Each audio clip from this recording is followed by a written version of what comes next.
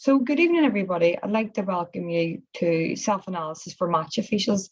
This is one of our LGFA webinars. It's great to have so many logged on this evening, and we're delighted to have you. Hopefully, you'll pick up a few tips and hints. I'm not on my own this evening, which you'll be glad to hear. I have Kieran Murder with me, the Ulster GDO, and he's going to look after the chat and functionality behind the scene for me. And I'm delighted to have Angela Gallagher with us. Angela has been a national referee and has been refereeing our province for many years. I'll not say for how long. Angela's also been in Croke Park and refereed an All-Ireland final. I believe the last time she was in Croke Park doing that was 2007. It was the 2017. Not that old. No, I know, it was fun. It was the junior final. You did in Croke Park that day. And just recently, anybody that was really interested in watching the underdogs, you maybe have noticed that Angela was the lady in the middle, refereeing against Meath versus the underdog. So it was a great match, and I think it really lifts everybody's spirit at that level. So Angela has a huge amount of experience refereeing. So if you want to say hello there, Angela. Thanks there. And I wouldn't hold it against her. She's a Dublin lady living in Meath, so a Sligo lady. It's like even more. So we'll get going this evening, folks, and hopefully, as I said, you pick up a few things. The main aims of tonight's workshop. The first thing we're going to ask you to do is sort of have a think about knowing your own learning style. It's really important if we're talking about self-awareness, self-reflection, self-analysis, that you think about how you actually like to learn, because it'll help you throughout your whole process. So we're going to have a touch on that. Then we're going to talk about self-awareness, self-reflection and analysis, and hopefully explore some referee practical tips on how to self-analyze throughout the course of the evening.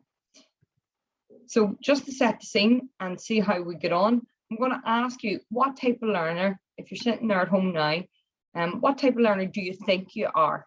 Okay, do you think you're more of a visual learner where you see things clearly through pictures, auditory, which is obviously much better through listening? And if you're that type of learner, you'll find this evening a lot easier.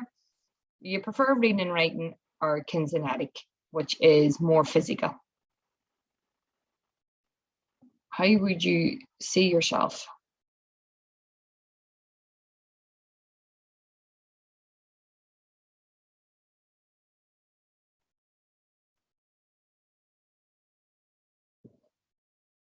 Excellent, guys. I'm just going to share that with you. I find this really interesting, and I think it sums it up about people saying everybody's so different. And if you look at that, like we've 25 on the call this evening, and 50% think they're more visual learners, 14 auditory listening, 9% reading and writing, and 27 kinesthetic, which I can find it struggle to pronounce. And that's what actual type of learner I am. What about yourself, Angela? What would you classify yourself as?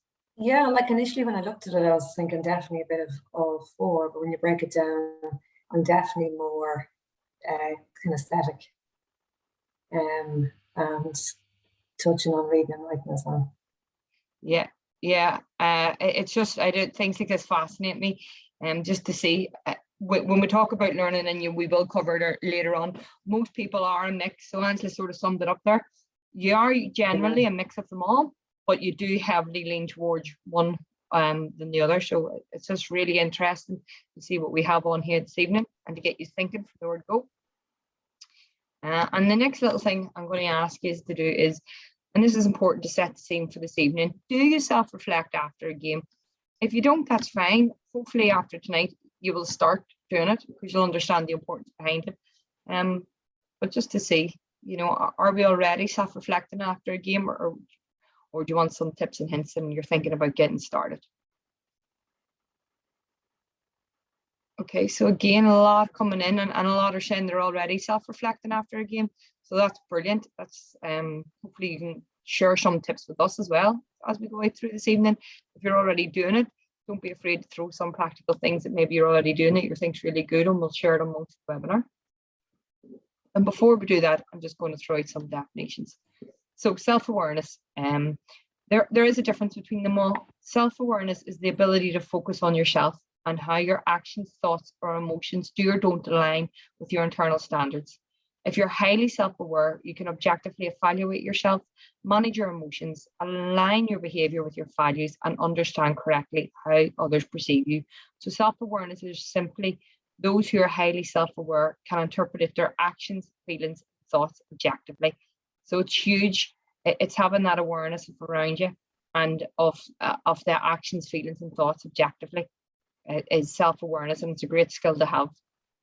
When we look at self-reflection, it's slightly different. Self-reflection is more like looking into a mirror and describing what you see, the reflection of yourself.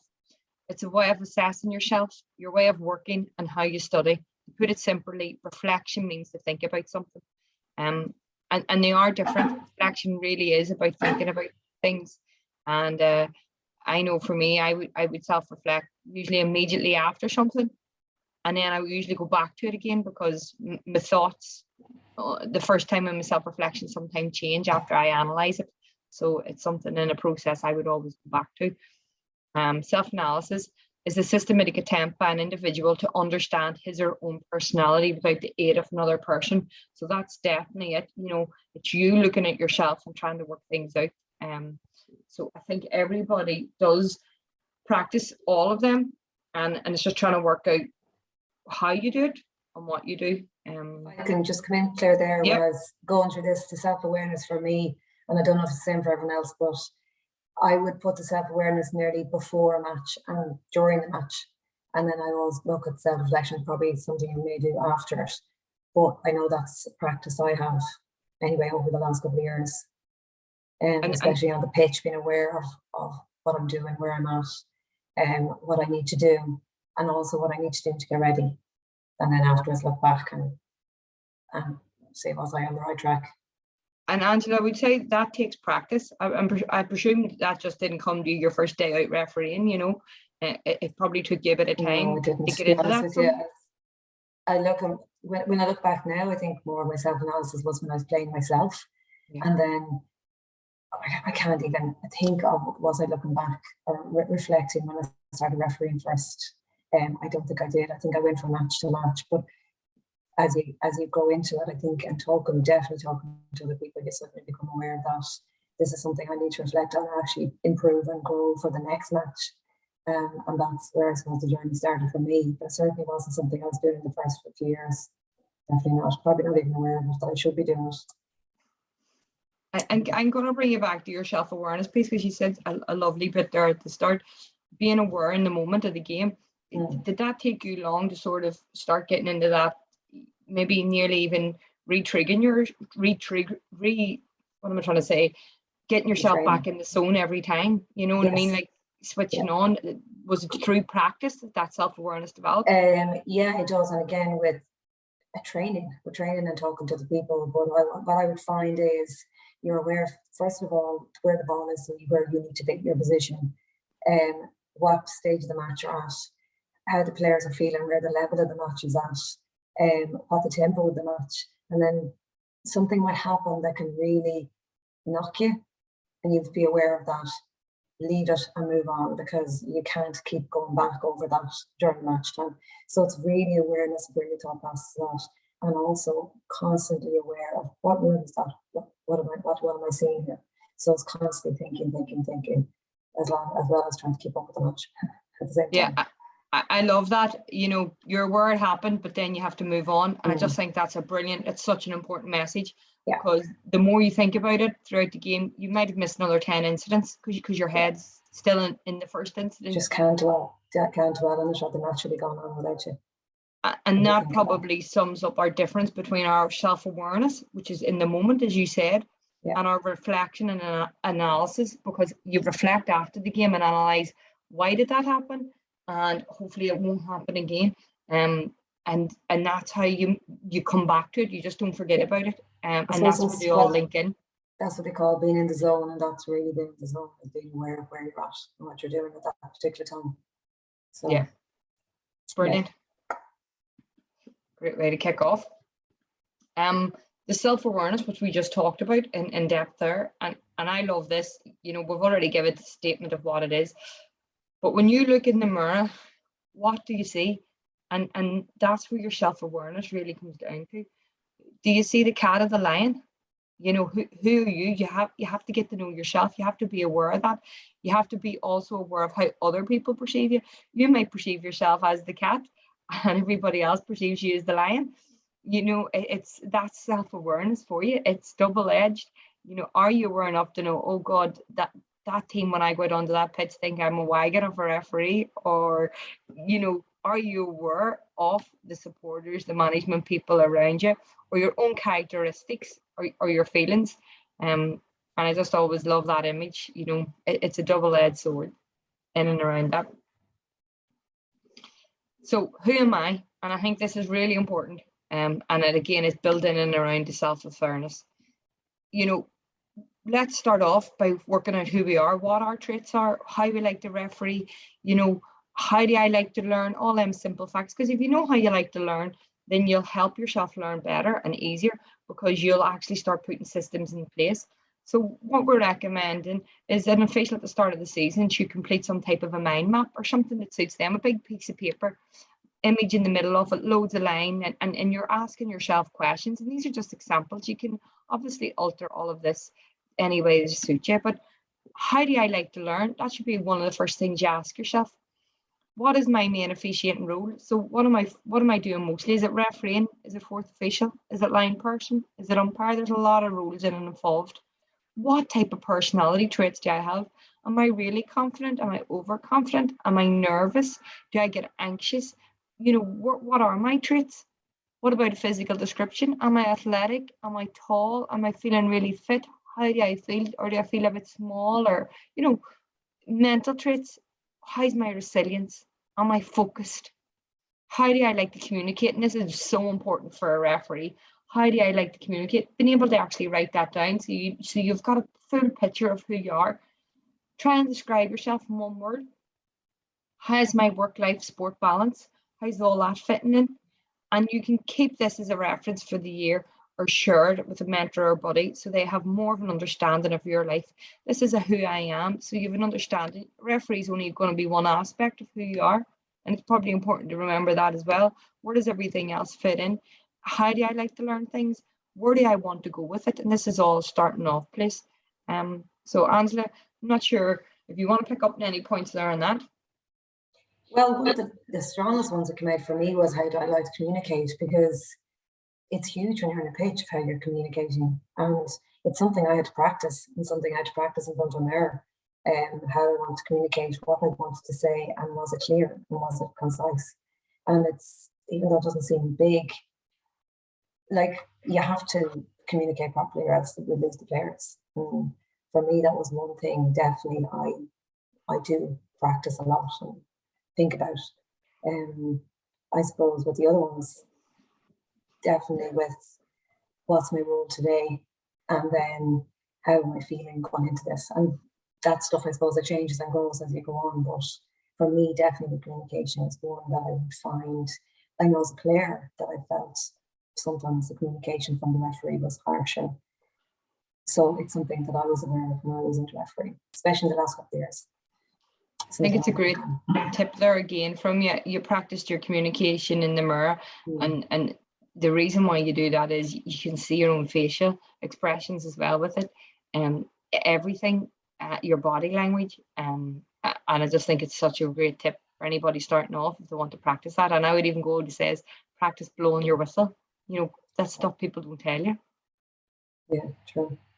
And yeah, I was told to blow it louder a couple of years back, which is, you know, it was something I needed to hear. But yeah, it was something that I had to go out into the field and practice myself when no one else is around.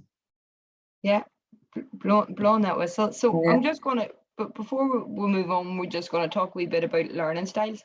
So there is 4 key learning styles for everybody, and it's sort of, I feel it's important that you know what type of learner you are. I'm a really strong kinetic learner. I really prefer hands-on approach, but I also I like to see it first and then physically do it. That's how I learn. If I don't do it that way, I find it really, really hard to do anything. So for my training, if I'm trying to upskill myself, I really keep that in mind. And if somebody's coaching me or I'm doing something, I let them know that that's how I like that. That's how I learn best, to soak it in. So I think it's important that you understand that. And I found this really easy wee quiz. You can see at the bottom here. And it took me like 3 minutes to fill it out, and it reaffirmed my thoughts, and it let me know what type of learner I was. So I'm going to ask Kieran to drop it into the chat for you. And maybe after the webinar, you might take a minute and just jot it in for yourself if you're unaware. But as we said, there is 4 types of key learners, and most are a combination of these 4, but there is some predominant styles. If you know how you like to learn, it will help with your awareness and reflection. It'll help with how you move. There's our 4 types there. So working out what kind of learner are you. The visual obviously prefers to see and visualize information, really good at graphs and presentations. The auditory prefers to hear. They like to hear things, questions, audio books, podcasts, everything like that's right down their alley. Reading and writing prefer to have it in text, prefer to get the notebook and pen out and read and write. Long answers, handouts suits them right down to the ground. And kinetic is obviously the physical movement, experience and role play, actually putting a hands-on approach. So I would urge you to have a think and have a look and work out what type of learner you are, because it will help you through your self-reflection and your self-awareness bit around it. So self-awareness for officials. Officials, like athletes, to get better must have a tremendous self-awareness. The top officials have a clear understanding of their strengths and weaknesses. They know when they're attempting to do too much, such as using a weaker skill in critical moments of the game. That awareness is there. Self-awareness is fundamental to developing and performing better as an official. It can help officials with self-confidence and self-esteem and take more responsibility for their actions, as well as make better decisions. Because they're aware and living in the moment, they're able to take better decisions and make better decisions. Top officials are also realistic and recognize their capabilities and limitations. This does not mean they give up on their dreams or they do not try to get better. Instead, they work with and on their limitations. I think there's 2 really good examples you can use for this. Realistic, what we mean by that is, you know, if I ask you tonight what your goal is and you're not a national referee, your goal shouldn't be this year to referee an All-Ireland final, because that's never going to happen. So it's not realistic, you know, and you probably don't have the skill set to do that at the moment. It's better, and we're not saying don't give up and do not have a goal never to referee an All-Ireland final, because if you want to do that, that should be your goal. But know that what your limitations are and how you have to work towards it. How do you get to that stage? What levels and what steps do I have to take? And it can be as simple as your county final. You might start the year and say, I'd love to referee a minor county final this year in Antrim, Down, Derry, Cork, Galway, wherever you're from. So it's really looking at where your strengths lie, where your weaknesses lies, and focus on where you maybe have to improve.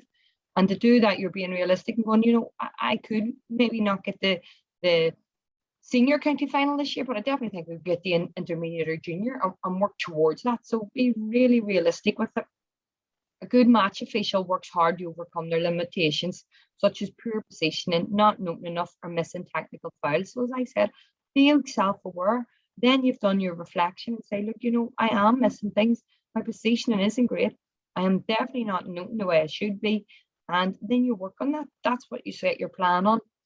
During games, they develop strategies to use the referee tools or strengths to be better, and will adopt their style depending on the teams in front of them, e.g. under 12 versus senior, club versus county. Create self-awareness skills will help you become a better official.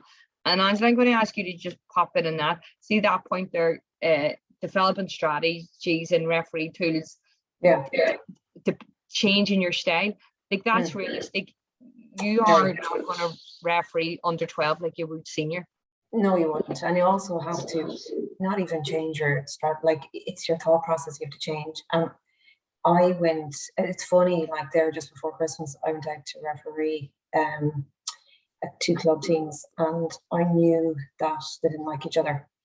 And I'd already heard that there had been trouble a few times they played before. So I knew that I was going out to referee, but I was going out to manage, and I had to be very aware of, again, the communication I was going to use, but then how was I going to get them on board? So it was a very different match for me to referee versus the match the following week, which was just with 2 club teams who just got on and played a match. There was no argy-bargy in the middle, there was no nothing. So it was a huge learning curve, and I was exhausted, I have to say, by the end of it. I was emotionally exhausted. because I was constantly trying to keep them with me and make sure the decisions I was making, not necessarily that I was softer on them, but I was probably chatting to the middle of them more than I normally would. And thankfully, we had no red cards, which was a thing at the end. But and then definitely, you know, I find I've played football. I've come through the ranks.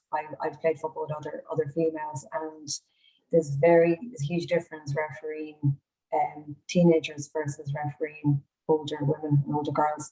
And you also are dealing with hormones. You're dealing with other things that might be going on with the pitch. So you're coming back to, where does your strength lies in your communication? Is it to be softer? Is it to be harsher? But definitely you have to read the game and the girls in front of you, because it can be very different game to game. So yeah, you just learn as you go on, but be prepared. Yeah. Maybe have a little check over what is the age group I'm refereeing. Have I ref this age group before? How did it feel? Do you know anything about the teams? Do I know anything about any players on the teams? There's no harm knowing those sort of things before you go in, before you start to see who you're refereeing and what you're working with. So knowledge is power, I think. Definitely, and that awareness around knowing that and doing that makes your life easier in the long run, as you say. Having that done and being able to be aware, and as you say, keeping the teams with you, it's a huge skill, and I suppose that's the benefit of self-awareness. It gives you power to influence the outcome, and I think that's the perfect example of what you just spoke about. It gave you that power to influence the outcome of the game, because you knew what you had to do, you know, to keep control of it and to make sure it went as incident free as possible. It also helps us to become better decision makers, because it gives us more self-confidence. And as a result, we communicate with clarity and intention, just like Angela said. It's all about communication. It allows us to understand things from multiple perspectives, so just not mine. It frees us up from assumption and bias, and it helps us build better relationships. It gives us a greater ability to regulate our emotions, and it decreases stress. It makes us happier, being there and being aware. It has all of them benefits of self-awareness.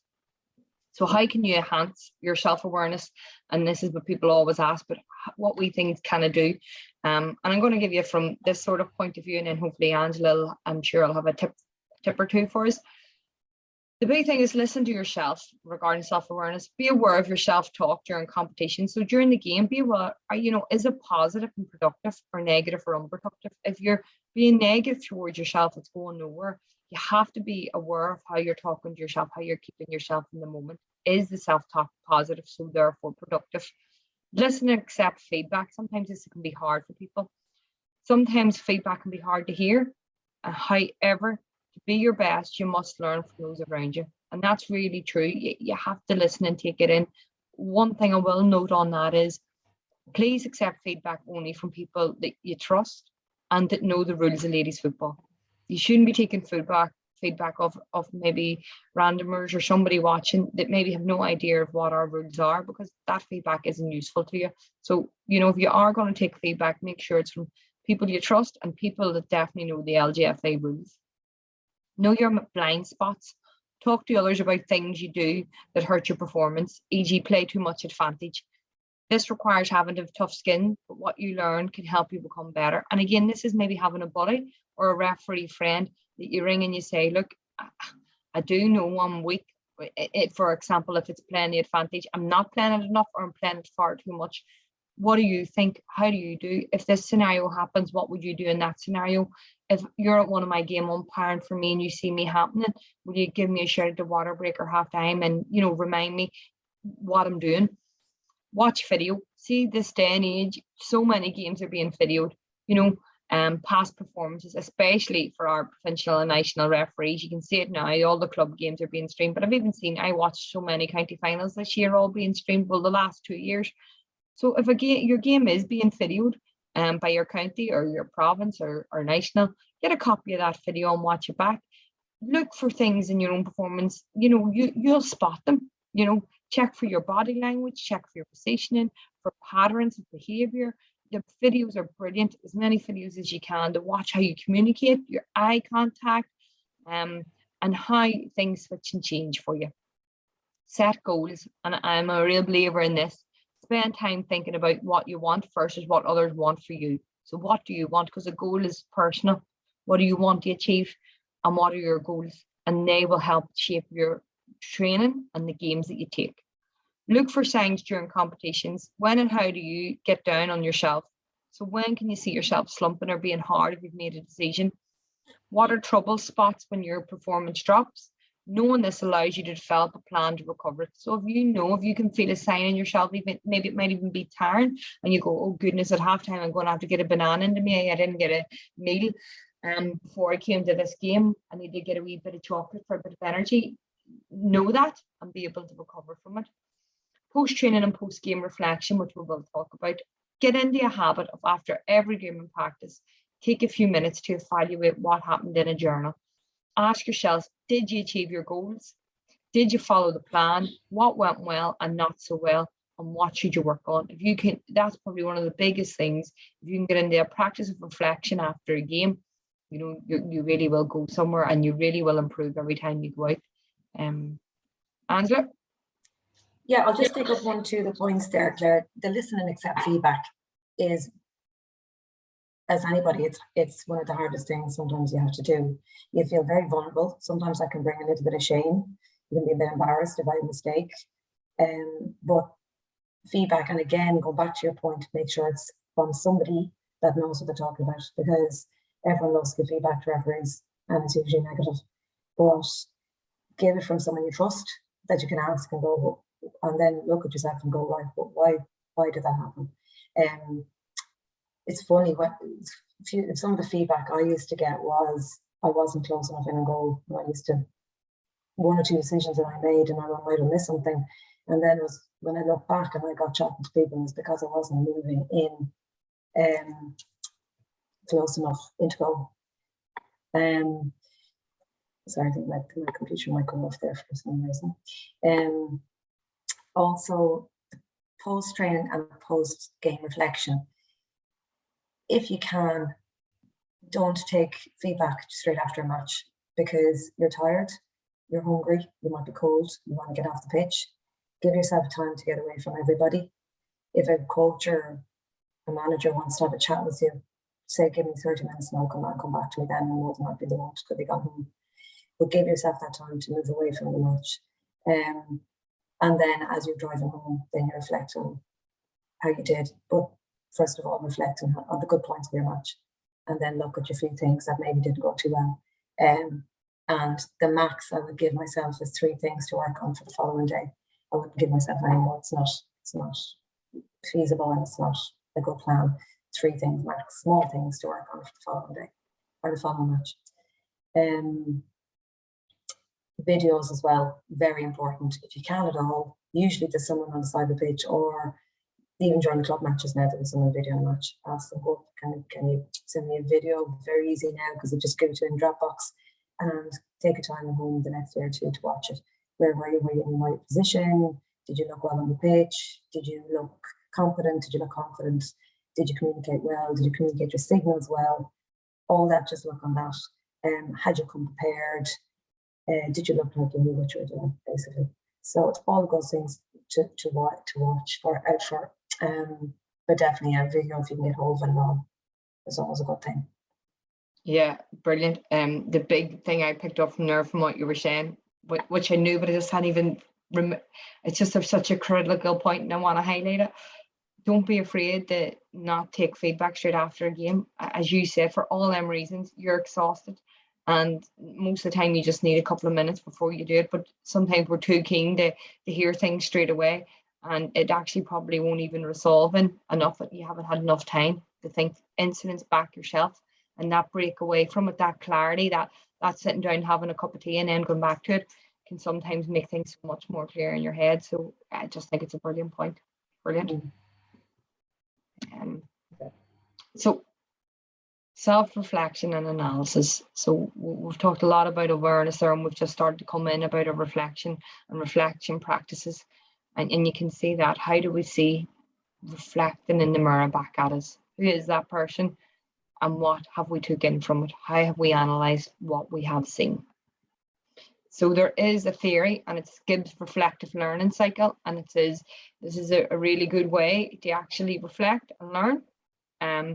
And it's to sit, and you can see it hopefully really clearly in and around this cycle. Try to make it as simple as possible. You know, self-reflection is the key to self-awareness. It allows you to look neutrally at your thoughts, feelings, emotions, and actions. Through this practice, we're able to look at ourselves with interest and curiosity, and that's what it's supposed to be, nearly like an outside perspective on yourself. Work out what has happened, try and figure out why it has happened. So that's the why coming into it for the first time this evening. It has happened, and come up with a plan to improve or fix the common errors in your refereeing. And that's important. If we know something is continuously happening, we have to work out the why. Why does that keep happening in my games? And once we work out that, you have to have a plan to improve it. Otherwise, it'll keep happening. If you don't fix the mistake, or you don't try to rectify it by trying something different, it's going to continue in the same cycle. The cycle's never going to break. You have to break your own cycle. So in your head, if you use this practice, it's all about description. What exactly happened? So what happened in the game? How were you thinking and feeling at the time? You know, what thought process went through your mind? Evaluate what was good and bad about the experience. So in your game, what was good, what was bad? Analyze, make sense of the situation. What happened? Why did it happen? Conclusion, what else could I have done? And we'll talk slightly on this at the end. Was it within my control? You know, that's the conclusion. You know, what else could I have done? Was it in my control? Could I have changed it, or was it outside of my control? And then an action plan. You have to decide what you're going to do to move forward. If it arose again, what could I do? If that scenario happened again, I would do A, B, and C to be different. That's what I would do. I wouldn't do the same thing over and over and over again. I would change it up. And using this cycle, it's really simple. All the steps coming through will help you in your referee and fix the common errors in your reflection process if you use this systematic approach. I'm going to ask you and show you this performance wheel. This is a lot of time used for coaching, but very easily adapted for refereeing. And it has 8, you can see it's the 0 in the middle, starts from 0, and it goes 1 to 10. 10 being the best, okay, 0 being the least. There's 8 sections, and as a referee, you can think of 8 things that you want to work on. Okay, that's the way it goes. You label them, and then you mark yourself. So at the start of the year, I would encourage you to do this, and then always look back, have I improved? So for instance, if one of them was positioning, you mark yourself out as 7, and then the next one was referee preparation, and you mark yourself out at 8. You're always really well prepared. And then your next one on the wheel was non-technical fouls, and you marked yourself at 3. That would be in and around here, and so on and so forth. You pick and select 8 topics that you think are relevant for you, and you use this as a systematic approach and way to use as a performance wheel to move forward. It's something that you can actually physically see and go back to go, oh, I have improved in that throughout the season. You're checking in on it all the time. And what I'm going to ask you before we go on any further on it is, I'm going to try and get you to come in this. If you just put in the chat, how as an official can you use the wheel? If I was giving you that for the first time when we were all sitting in a room now, there was no COVID, what areas of performance would you mark in that wheel? What areas do you think could go into them 8 slices of pie? Give us some example of areas you think you could use.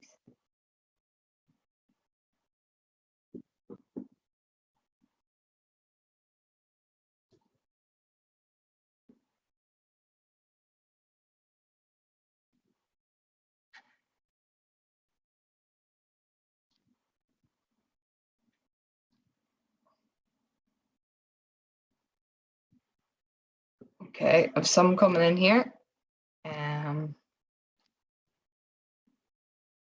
So brilliant, I'll just read them out. Fitness, yeah, so your physical fitness. And you could link that into positioning, Ray. So it's not just, you know, full fitness. Communication, which is always hugely important. Confidence, so how you're acting and moving around the pitch. Positioning, communication, positioning, communication, rules, brilliant, Kieran. Knowledge of the rules. Knowledge is power, as we say. And knowledge of rules gives you a lot of confidence. Communication, positioning, use of the whistle, dealing with adversity, rules, language. Pamela, you need to have your 8 sorted. Communication, signaling, yeah, big one, huge one is signaling. Rules, knowledge, Preparation, yeah. Setting standards as an outside, verbal control. Brilliant, folks. You all have it. Do you see how you could make something like this so individual for you, and something that you could make your own wheel? I've just put on an example, and you can see there the ideas everybody's give you. This is a wee example that I did up. Just the things when I was thinking of, and when I work a lot with the national and the provincial referees, and I was thinking if I was putting out this chart for them tomorrow, these are the things I would look at in line with, say, assessments and things like this. Fitness, definitely. Where are our fitness? Can we get up and down the pitch? Are we getting up and down the pitch? Are we getting our positioning? Are we getting in the right positions? If we're missing tackles, is it because we're in poor positions? Rules, I said that. Knowledge is power. The flow of the game. So nobody really put that in, but for me, that's something important as well. Is how's the game flowing? Is it very stop-start? Is it under my control at a stop-start? Could I let things flow? Could I play advantage a bit more? Control of the game. Am I in control? Is it getting too much one way or the other? Have I lost control of the game?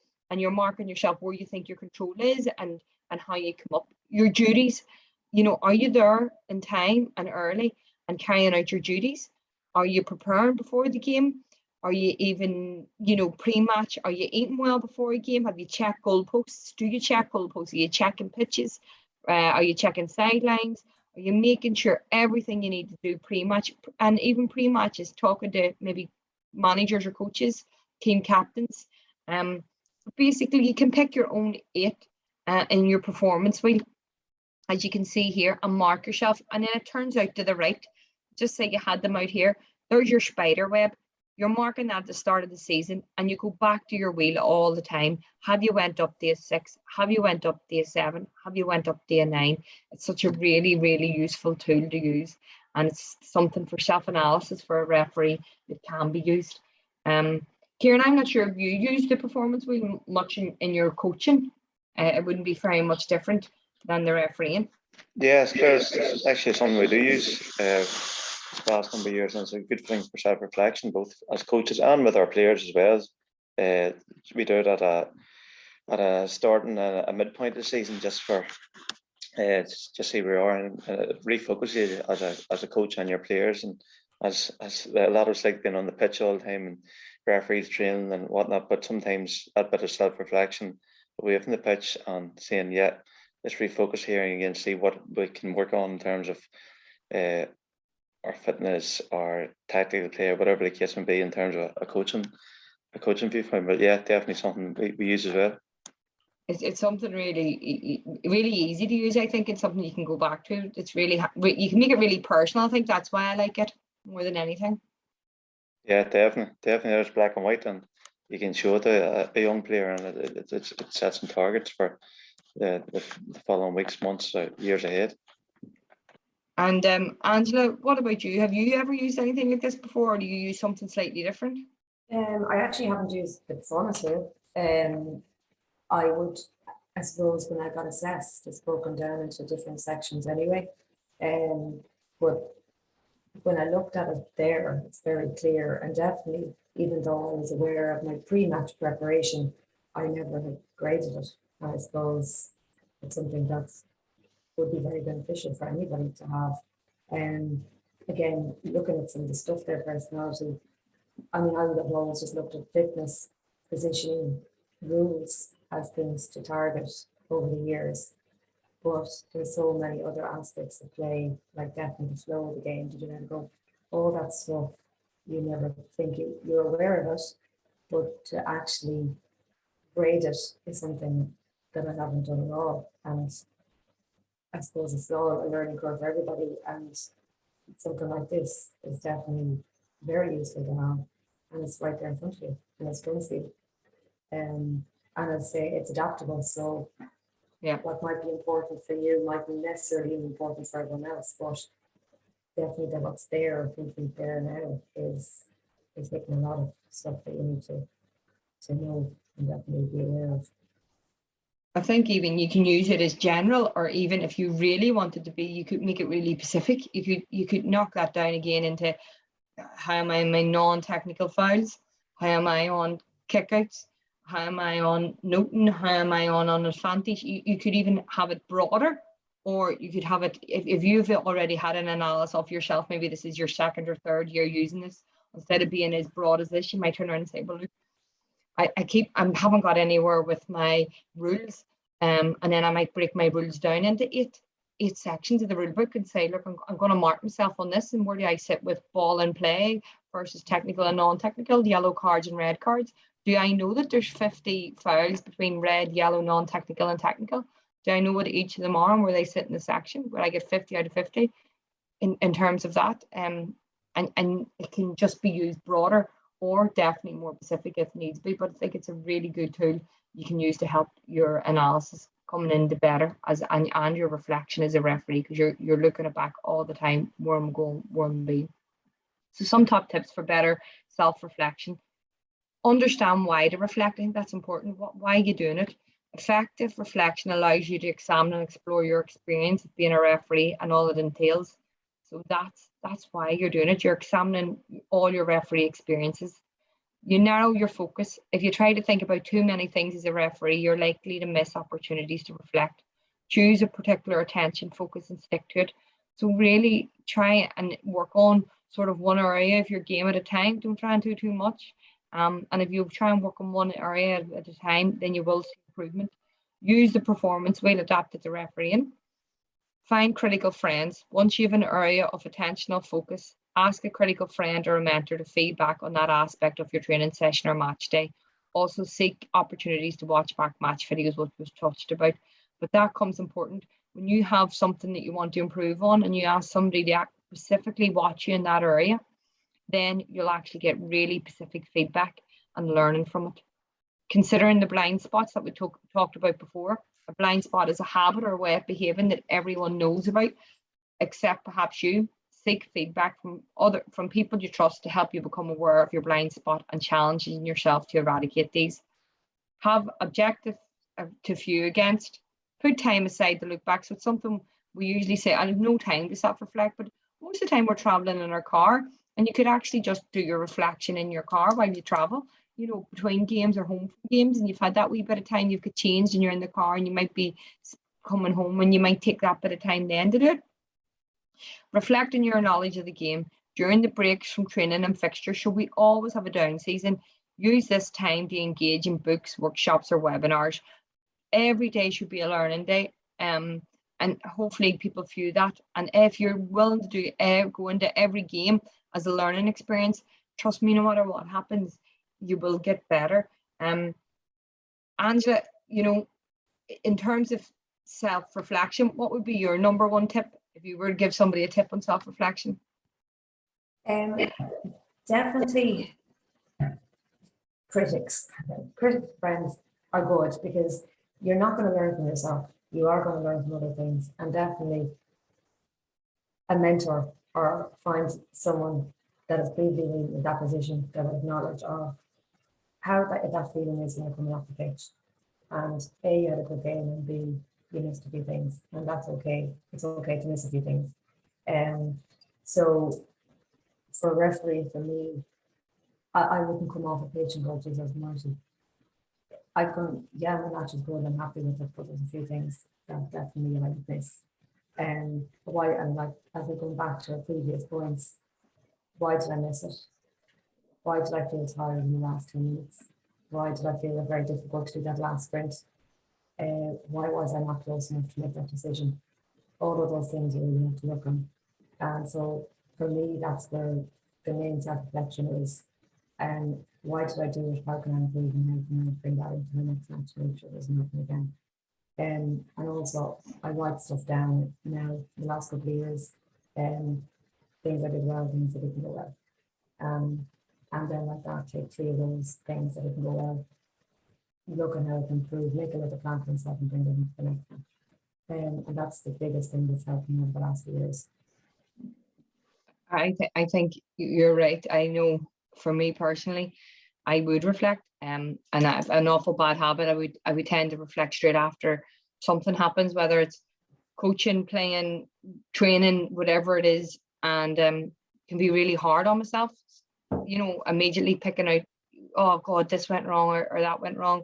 And I've sort of learned that I then give myself a bit of space and then maybe think about it the next day or the next morning and do the proper analysis of it then. And then I usually, that's where I really dig deep into it. And I always write things down now, always on a notebook, always keeping track of what I learned and what I'm noting and referring back to it later on. And for me, I just found that it's worked so much better since I started that process, because I found that when I was reflecting straight after anything, I was being really hard and really negative on myself, and it took me to have that bit of space. And I suppose one of the big things about self-reflection and self-analysis is there is tools to be there for you, but everybody's different, and that's what we alluded to even at the start when we talked about learning styles. So find a really good way that's going to help you reflect on whatever works for you, whether that's reflecting on the way home from a game or not looking at it until the next morning. Whatever strategies work for you, I would urge you to make sure you use them strategies. You know, that's what you use as your key way, because everybody is so individual, and that's important. Self-assessment then is a process of critical evaluation of one's performance, in which set criteria or markers are being used to scrutinize and appraise the performance. Self-collected performance results are offered for deliberate evaluation, which you can assess and set goals or share with an assessor or critical friend. So if you actually have set evaluation markers and you collect data on yourself, you can share these with somebody to talk about things and use as an example. In this match, this happened, or A, B, and C. Self-assessment can provide insight into your own performance and help to identify gaps in performance. So both help you understand what you're really good at, which is something that we have to be aware of, and help you understand the gaps to get better. Encourage referees to examine their own learning and levels of performance and help identify areas that require improvement. I have a wee sample here that I'm going to go through with you. This is really easy, and it's just self-analysis key questions. So some questions we would ask, you know, maybe our accelerator referees coming back, did they fill in this type of questionnaire after every one of their games? It's an example of key questions a referee can ask himself after the game. Can you think of any more to add? I want you to think throughout this, at the end or throughout it. Throw it in the chat if you can think of something that pops into your mind that we don't have here. It's really simple, because in terms of each game, we have 3 boxes for a referee to think about. Am I competent in that skill? Does it need improvement, or it's not applicable? So it's sort of broken down what we talked about earlier. Pre-match, were my pre-match instructions covered, and did I uncover important points when I spoke to the players? Did I check for the safety of the pitch? Did that happen after the game? Really easy tick box exercise. Personality. Was I firm but fair when dealing with players? Was I approachable? Was I respectful? Did I remain calm? Was I decisive when making decisions? Did I appear confident? All things you're checking on yourself. If you can go back and go, do you know what? I lost my head after that decision, or I shouted, you know, no, it needs improvement. I need to look at it. I didn't do that well tonight. Fitness. Was I able to keep up with play? I possessed acceptable acceleration, and that means, you know, I just didn't stand in the middle of the pitch. Was I able to, when a sprint was needed, to do that? Was I able to react if a kick out went short to get up there, or if there was a fast break? Was I able to change in play if somebody lost the ball and I was able to turn and go? Positioning. Did I use a wide angle for diagonal running? Was I close to play? Did I keep myself and my other officials? Did I keep up play between myself and other officials?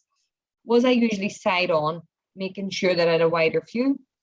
I use dead ball time to move to a new best position. So sometimes referees get caught in this. They don't use the advantage of a dead ball to move into a better position, but still left standing there static.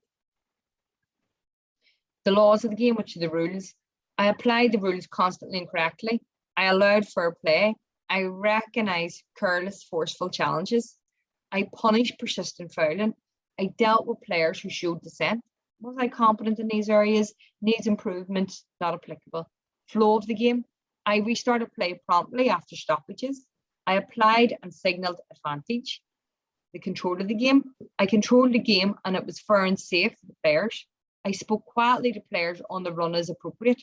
So you might be running past someone saying, and number 3, I just want to make you aware that's your first tick. You know, that's all that needs to be done, but that communication's there. Did I publicly, you know, talk to players as appropriate? You know, I cautioned and sent off players as appropriate. Did that happen all within the control of the game, or was it competent, or did it need any type of improvement? I was at the ground at least 30 minutes before kickoff. I used the whistle to communicate the reasons for the stoppage. I signalled clearly and correctly.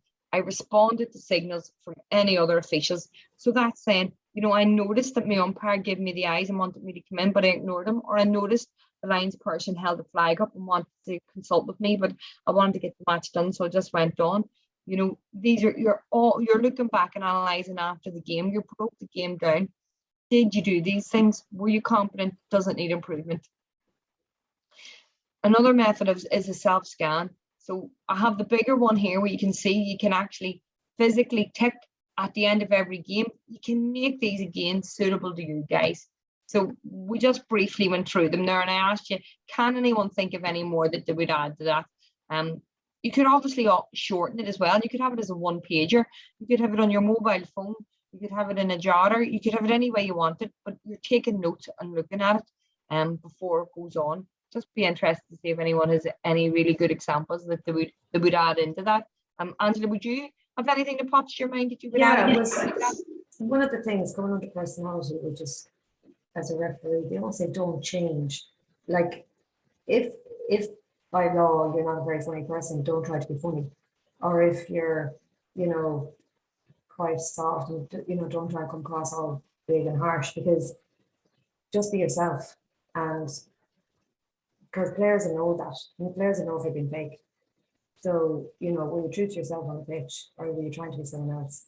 And that's something that I've come across both as a player and then now as a referee. Just definitely a personality. And then going back to your personality on the wheel, where were you on your personality during the match?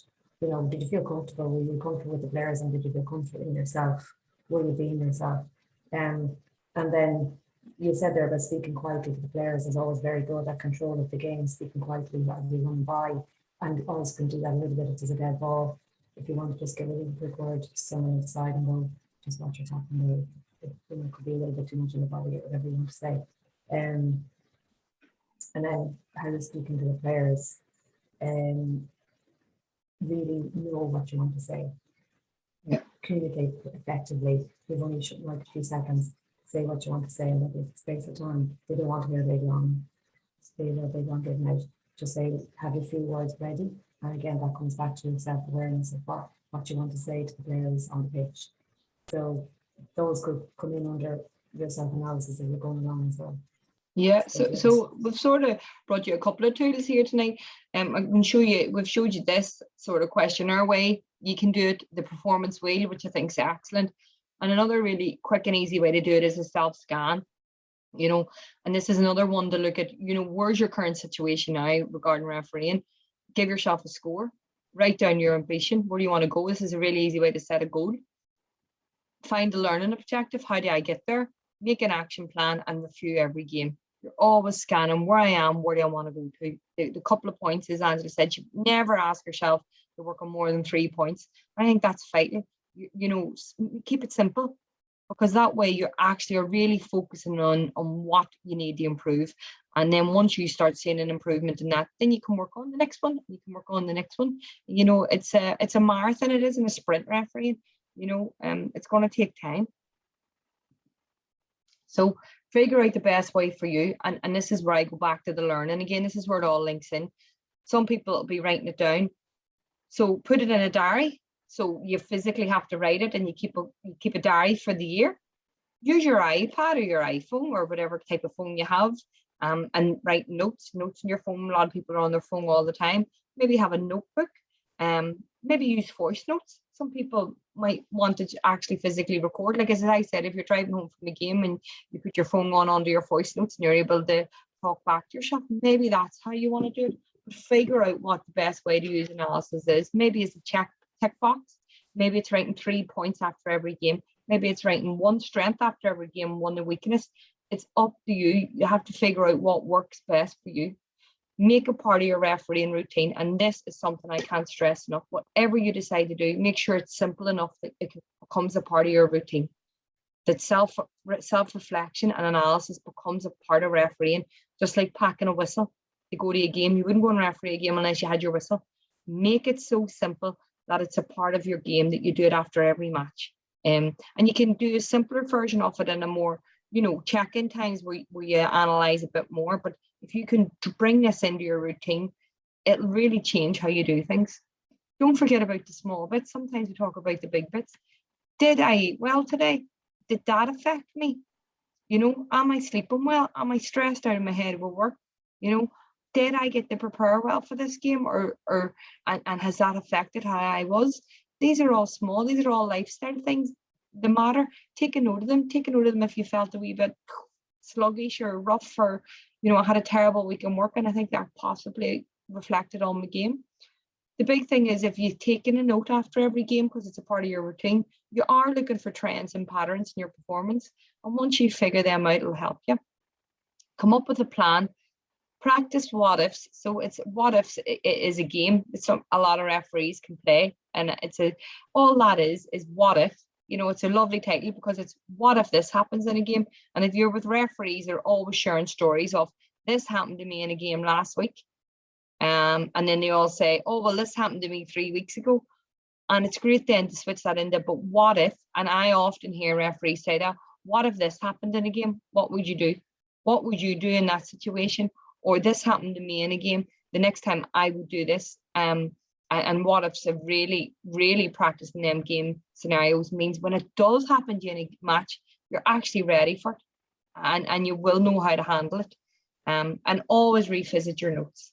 So Angela, I'm sure you might have one or two bits you want to add in there. Just the biggest word is routine. Have a routine, and stick to your routine, and you won't go wrong. And definitely the pre-match, did you eat, sleep, did you hydrate?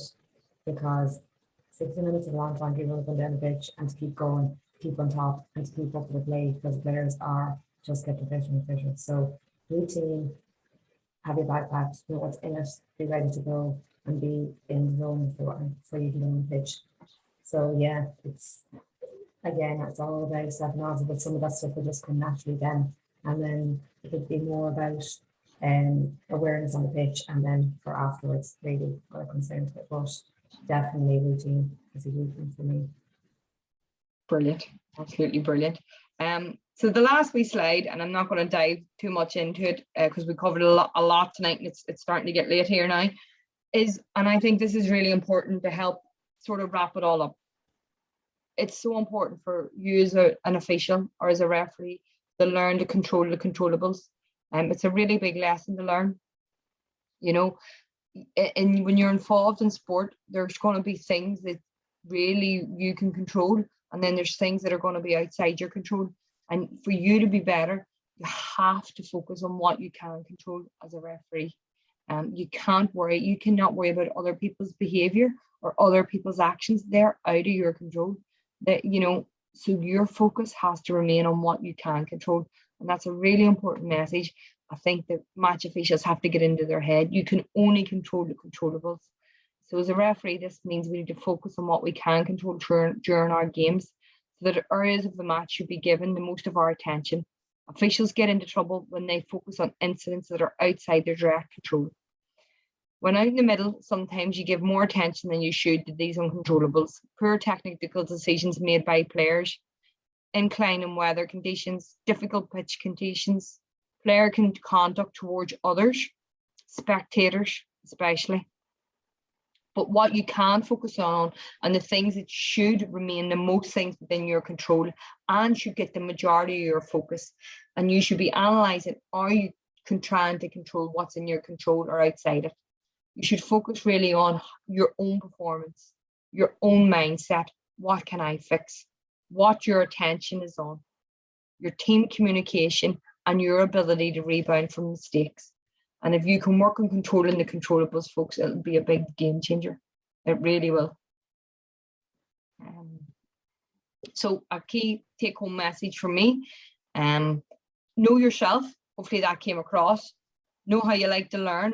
please reflect and communicate. They're the real strong vibes regard analysis. Take time to reflect after performance, build it into your routine, take that time, write it down and make a plan. If we have a plan, we'll go somewhere.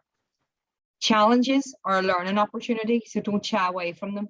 We're all going to face challenges, face them head on. That's sometimes where you learn the most. And what works for you is going to be different than somebody next door. So don't compare yourself.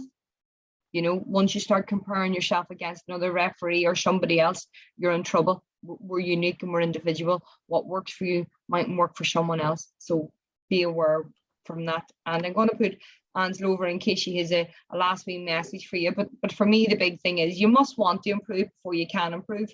And I think if you're on here tonight, you definitely are stepping towards wanting to improve. So thanks very much. I really appreciate it and really enjoyed that. And I'll leave Angela if she has any message for you. No, just going back again to self-awareness, and when you're on the pitch, are you enjoying what you're doing? And that's really what it comes down to. In where wanting to learn, wanting to improve, but also are you enjoying it? And once you're enjoying it, then you'll want to learn more and want to improve. And that's, I suppose, the huge thing for me is that, you know, if something is becoming quite difficult, so you have to look at why it's becoming a task instead of something that you want to grow and learn again and enjoy. So that's a look to everybody, and yeah, keep reflecting. Yeah, folks, happy to take a couple of questions if anybody has any. Just Kieran will let me know if there's any questions that come through. Other than that, I just really want to thank Angela for her time this evening. She was absolutely brilliant. Thanks so much for sharing your insights and picking up the small points. It really brings all of this into refereeing perspective and how easy it can be done, and how it is a matter. I think one thing I learned from you definitely this evening is it is definitely a matter of practicing and putting it into practice, and it'll take time. It's not something that just comes overnight.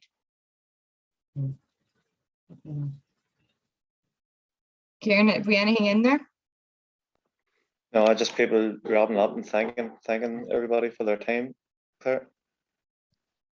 Good stuff. Okay, well, thanks, Kieran. I nearly called him Kieran. Thanks, Kieran. Thanks, Angela. Good evening, everybody, and good night and safe. And we'll hopefully see you all around the pitches in 2022. Bye. Thanks. Thanks.